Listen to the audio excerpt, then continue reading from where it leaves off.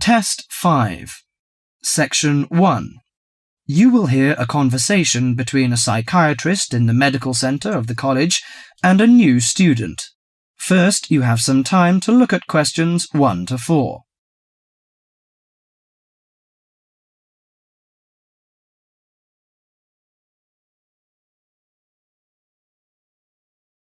Now listen carefully to the conversation and answer questions 1 to 4. Hello, sit down, please. Thank you. Now, you are a new patient, aren't you? Yes, that's right. Okay, so I'd better get some basic details down first. Right, we'll start with your name. Martin Hansen. Do you spell that S-O-N or S-E-N? Hansen. Okay, and you're a first-year student? Yes, I am. Study in? Electronics, actually. I hope you enjoy it. Thanks. And your address? 2805 Hesperian Avenue, Hayward. 2805 and Hesperian. Yes, that's Hesperian. Hayward, Hayward. And your phone number? 734-246-55. 734-264-55. No, you got the 6 and the 4 the wrong way round. It's 246-55. Huh? Sorry, right. And, when were you born? The 15th of June, 1986. Here in New Zealand? No, I was born in Sydney.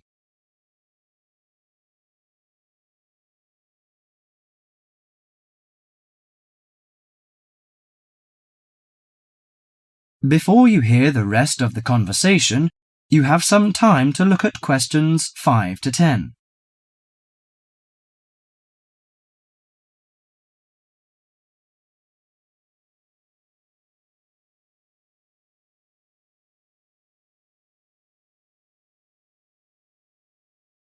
Now listen to the conversation and answer questions 5 to 10. Good. So, what's your problem? Well, frankly, I wonder whether it is a problem. I get the blues, and it lasts for quite a while. I don't know how to... Yes, we all feel sad or get the blues now and again. Generally, our sadness lessens in time, and with the support of friends. However, if the depression leads to difficulty in thinking and greatly disrupts your daily routine, it can be evidence of a psychiatric problem. What do you feel exactly? I always feel sad and worthless. I find it hard to fall asleep and wake up early in the morning. How long has it lasted? Nearly half a month. Do you feel fatigue or loss of energy?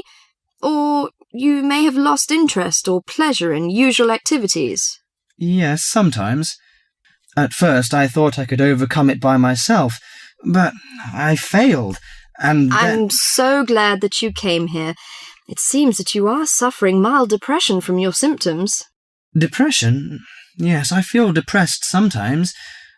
But why would I... Depression may occur as a result of biochemical changes in the body. Alcohol, amphetamines, cocaine, and LSD can bring on depression. Those who have a family history of depression usually have a greater risk of depression. Sometimes the worrying changes in life can lead to depression. I see. I had a really bad breakup of a love relationship. It makes me feel hopeless. Do you think I need some treatment? Yes. Antidepressant medications are often used to treat depression, if it is serious. But I don't suggest them at first because of the side effects. I suggest psychotherapy, which can give you support and help you regain control.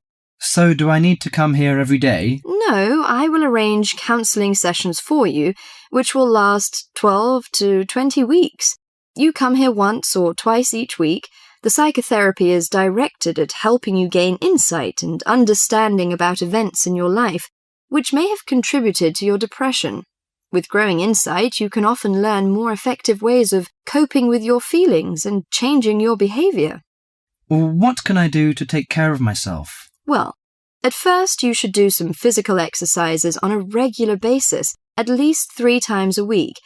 How is your food? Do you eat well? Yes, I think so. I eat at my homestay family. Good. Find a hobby or a positive recreational activity to participate in once or twice a week. I know it's difficult for you, though. When you feel it's hard to overcome the depression, come to the counselling session. Remember, ask for help if the load is too heavy to handle. Yes, I'll try. So, when will my counselling session begin? I'm going to arrange that for you. That is the end of section 1.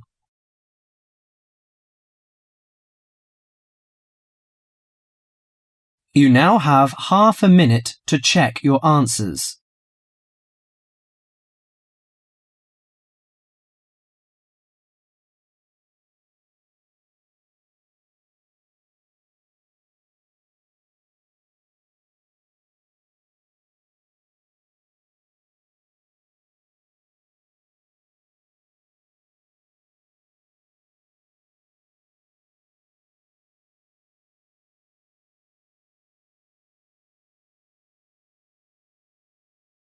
Section 2.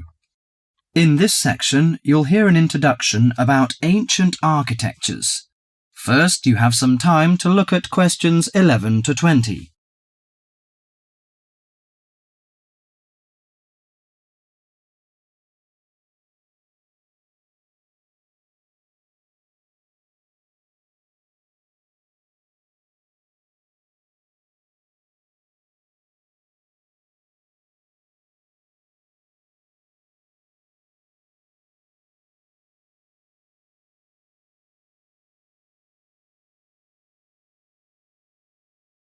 Now listen carefully to the tape and answer questions 11 to 20.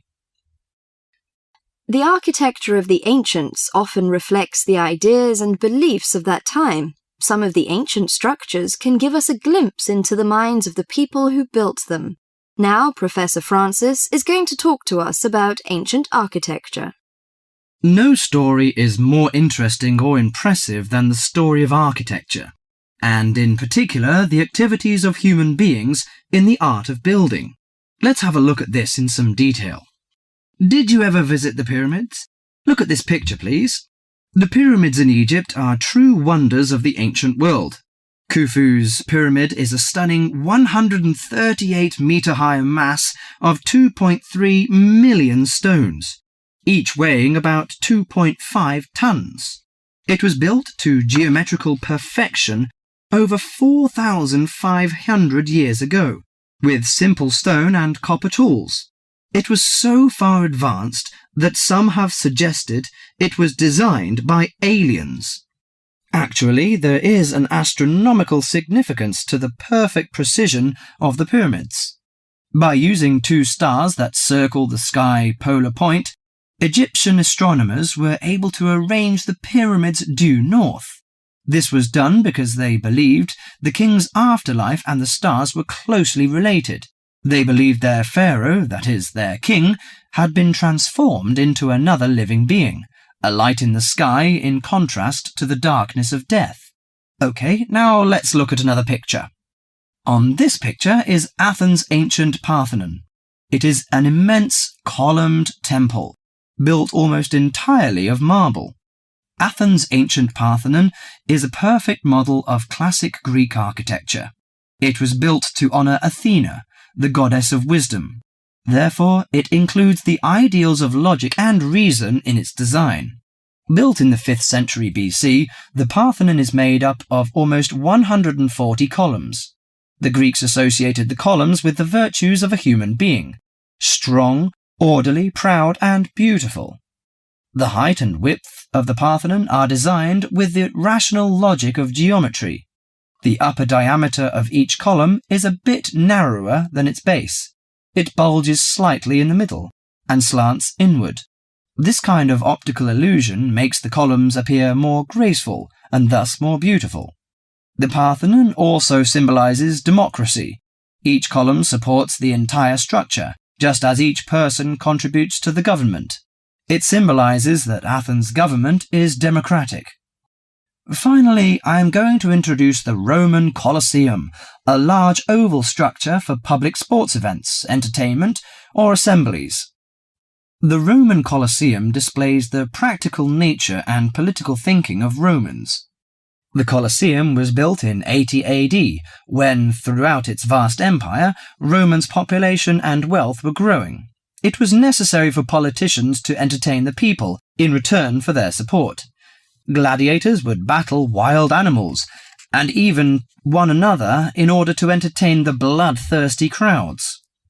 Constructed with tons of marble, the Colosseum stood 48 meters high. It has the capacity to hold up to 50,000 spectators. Spectators sat on the lower 3 levels, surrounded by towering roofed passageways. On hot days, a cover suspended from the top story provided shade from the sun. Ancient architecture gives us a sense of the different societies that build these amazing monuments.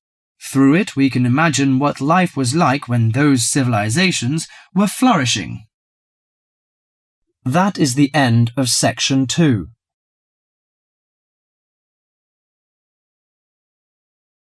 You now have half a minute to check your answers.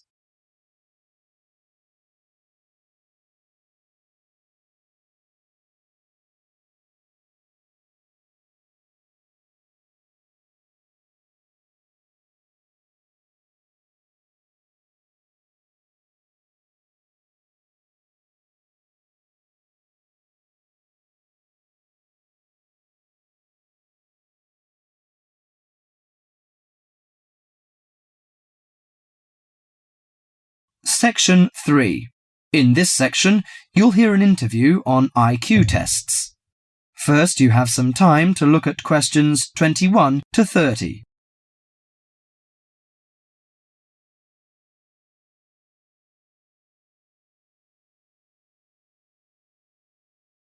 Now listen carefully to the interview and answer questions 21 to 30. Mrs. Kellerman, a specialist in child psychology, is interviewed by Bridget.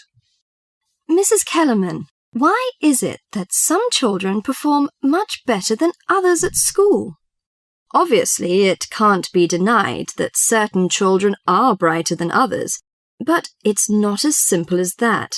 A lot of emphasis is placed on intelligence measured by tests, so-called IQ tests, which only measure certain types of intelligence, such as basically linguistic and numerical skills, or reading and mathematics to put it plainly, which is unfortunate because some children are bound to suffer.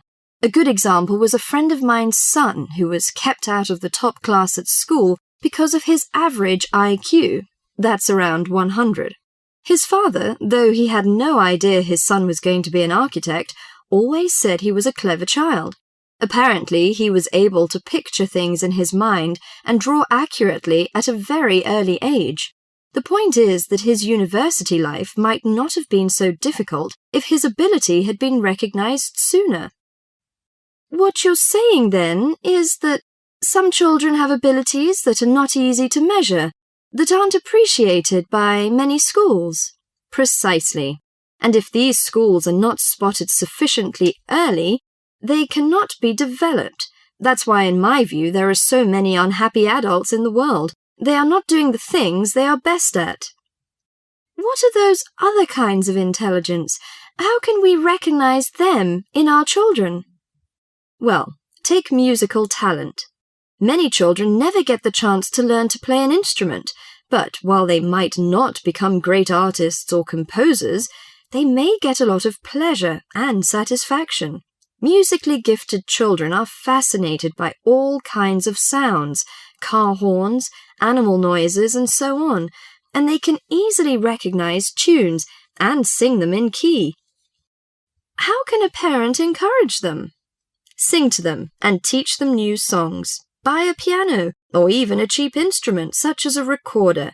If you can afford it, send them to music lessons as soon as possible. Play recordings of different instruments to them. What about a child who is good at sport?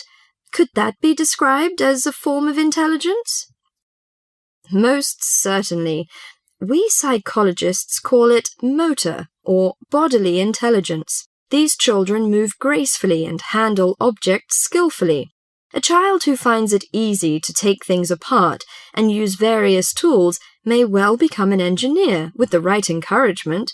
We should give them models to make and take them to science museums. However, unless these children are also good with words and numbers, they will probably not do well in school examinations.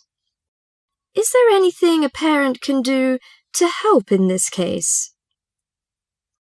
Yes, it may be worth spending money on private lessons, but, hardly anyone is good at everything. In my opinion, a child should be judged on his individual talents. After all, being happy in life is putting your skills to good use, no matter what they are. That is the end of section 3.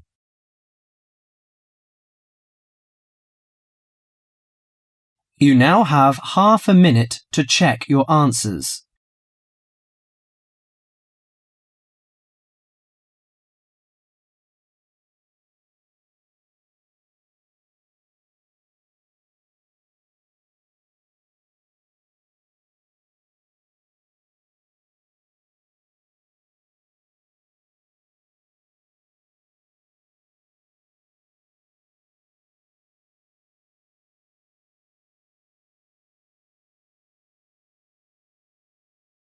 Section 4. In this section, you'll hear an introduction about the tutorial courses of the physics school. First, you have some time to read questions 31 to 42.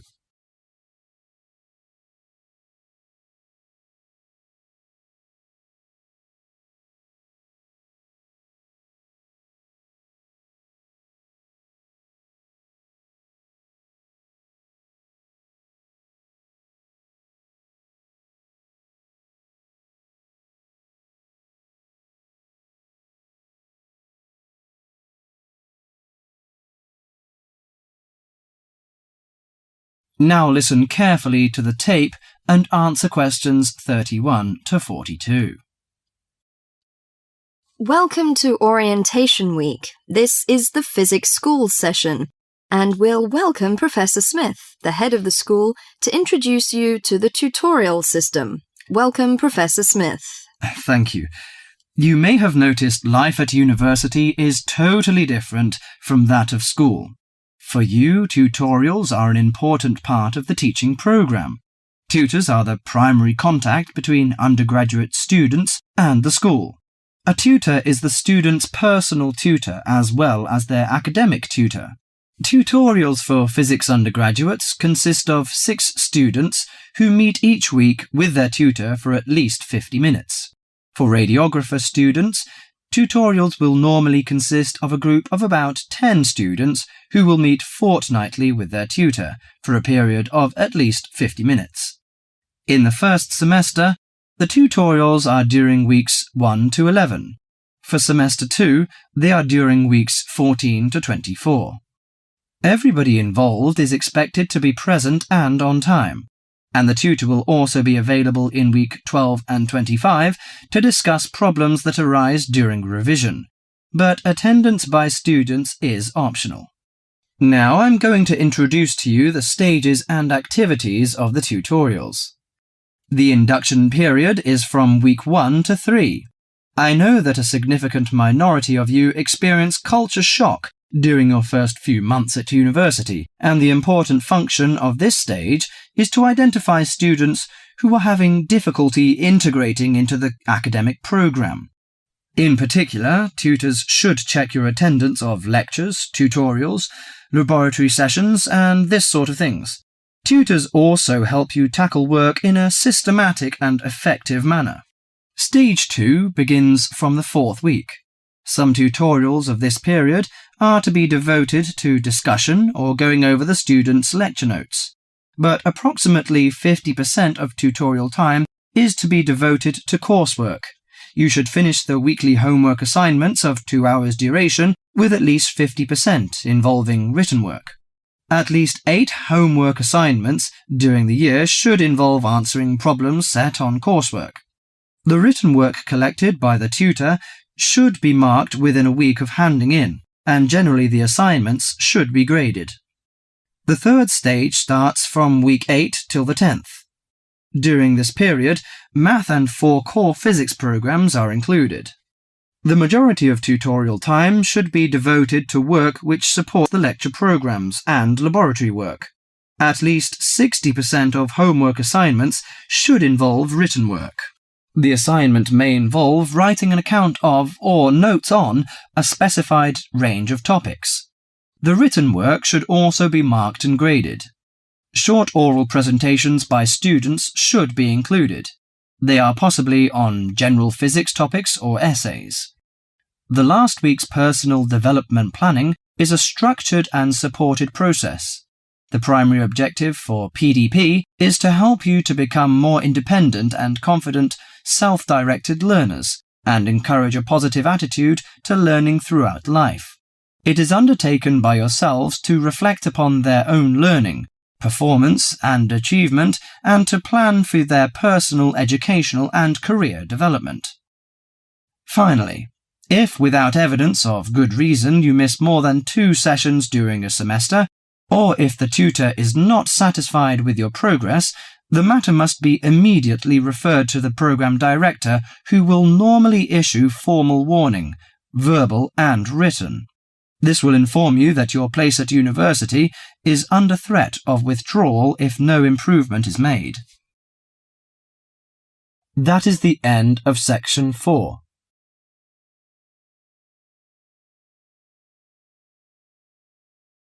You now have half a minute to check your answers.